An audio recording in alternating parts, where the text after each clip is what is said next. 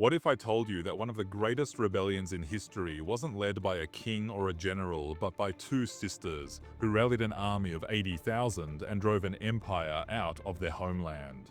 And they did it from the backs of war elephants. Hey, I'm Michael from Hoodie History. Let's explore the incredible true story of the Trung Sisters, the warrior queens who became Vietnam's national heroes. By 40 CE, Vietnam had been under the thumb of Han China for over a century. The people were crushed by high taxes, but the oppression didn't stop there. This wasn't just about money. Han governors demanded that the Vietnamese people abandon their own customs. They tried to enforce Chinese marriage traditions, language, and a rigid patriarchal system onto a society where women had traditionally held more respect and authority. This wasn't just an occupation, it was an attempt to erase an entire culture, and the people were at their breaking point. Then, to make an example of them, the ruthless Han governor, Su Ding, had Trưng Trac's husband publicly executed. He thought it would break her, but he was profoundly wrong.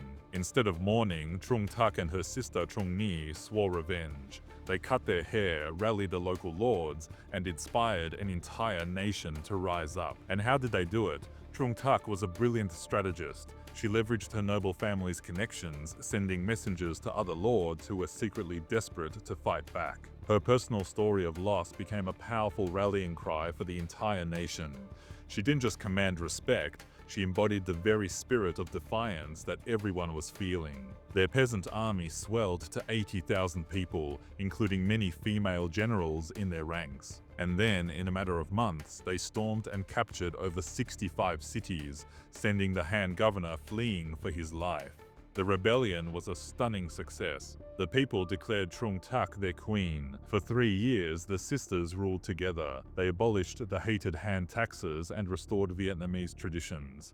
For a brief, glorious moment, they had won their freedom. But the Han Empire wouldn't let them go. They sent their best general and a massive army. The man sent to crush them was General Ma Yuan, one of China's most experienced and ruthless commanders.